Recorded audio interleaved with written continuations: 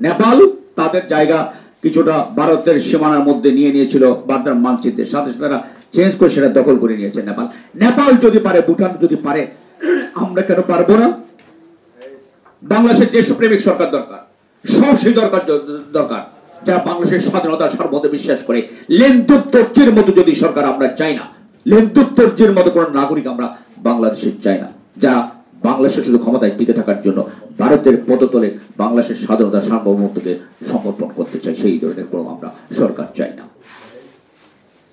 সবশেষ যেই কথাটুকু বলবো, করিডোর নিয়ে আলোচনা হয়েছে, এটা আমরা মনে করি আমাদের স্বাধীনতা সার্বভৌমত্ব বিরোধী। এই করিডোর নিয়ে আরো আগে বক্তব্য রেখেছি, অন্যরা বক্তব্য রেখেছেন। এই করিডোর আমরা মানি না। ক্ষমতায় দীর্ঘদিন থাকার পাইকার স্বরূপ এই ধরনের কোন চক্রান্তের সাথে বাংলাদেশের মানুষ একমত হতে পারে না। আমরা সবশেষ আমি আরেকটা জিনিস বলি,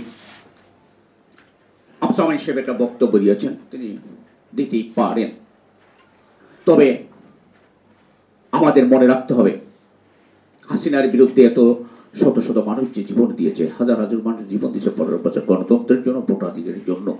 আমরা যেন এই কথাটি ভুলে না যাই। গণতন্ত্রের সবচেয়ে সুন্দর পথ হল ভোটাধিকার। গণতান্ত্রিক রাষ্ট্রে ভোটাধিকার বাইরে অন্য কিছু চিন্তা করা যায় না। একটা ছাত্র জনতার অভ্যুত্থানের মধ্য দিয়ে এক নদী রক্তের বিনিময়ে অনেক মানুষ গুম হয়েছেন, খুন হয়েছেন, আয়নাগর হয়েছে। আয়নাগরের নির্যাতন সহ্য করে বহু আর্মি অফিসার সেখানে নির্যাতিত হয়েছে। আজকে ফ্যাসিস্ট হাসিনা পালিয়ে গেছে। আমরা বাংলাদেশের একটা সত্যিকার অর্থে গণতান্ত্রিক পরিবেশ দেখতে চাই। আমরা চাই বাংলাদেশে জনগণের ভোটে নির্বাচিত সরকার আসবে এবং তারা একটা মানবিক বাংলাদেশ গঠনের জন্য কাজ করবে। আপনি যদি ভোট না দিয়ে এভাবে ঘুরাতে থাকেন, এই সরকার কিন্তু ভাবমূর্তি ক্ষুণ্ণ হবে। এই সরকার আমাদের সংগ্রাম আন্দোলনের ফসল। এই সরকার ছাত্র জনতার জীবনের বিনিময়ে অর্জিত সরকার। আমরা চাই না এই সরকার বিতর্কিত হোক। আমরা চাই না ইউনূস সাহেবের প্রতি আমাদের অসম্ভব সম্মান, তিনি তাকে সারা বিশ্ব সম্মান করে। আমি অনুরোধ করব তাকে যেন বিপদে যেতে আমরা না দেখি, কারো কারো ব্যক্তি স্বার্থে, ক্ষমতার লোভে ওনাকে যেন বিপদগামী না করেন। বাংলাদেশের প্রেসিডেন্টের চেয়ে অনেক উপরের মর্যাদায় আছেন ডক্টর ইউনূস, তিনি বাংলাদেশের তার বিশ্ব নেতা।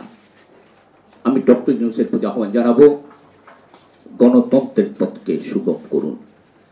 হাসিনা যেভাবে নির্বাচন না দিয়ে কলঙ্কিত হয়েছেন, ঘৃণিত হয়েছেন, ধিক্কৃত হয়েছেন, সেই জায়গায় আপনাকে দেখতে চাই না। আমরা চাই প্রয়োজনীয় সংস্কার শেষে দ্রুততম সময়ের মধ্যে, রাজনৈতিকগুলো প্রায় অধিকাংশ রাজনৈতিকগুলো ডিসেম্বর নির্বাচন চেয়েছে, কেউ কেউ ফেব্রুয়ারিতে চেয়েছে। যা একটা সুন্দর সময়ে, ভালো সময় আপনি নির্বাচন দিন, প্রয়োজনীয় সংস্কারগুলো করুন এবং সংবিধান সংস্কারের কাজ এটা নির্বাচিত সরকারের, অন্য কারো নয়। সেই বিবেচনায় রেখে আমরা যেন গণতন্ত্রের পথে হাঁটি, ফ্যাসিস্ট হাসিনার পথে যেন না হাঁটি, সে আহ্বান জানিয়ে শেষ করছি। আপনাদের সবাইকে অগণিত ধন্যবাদ।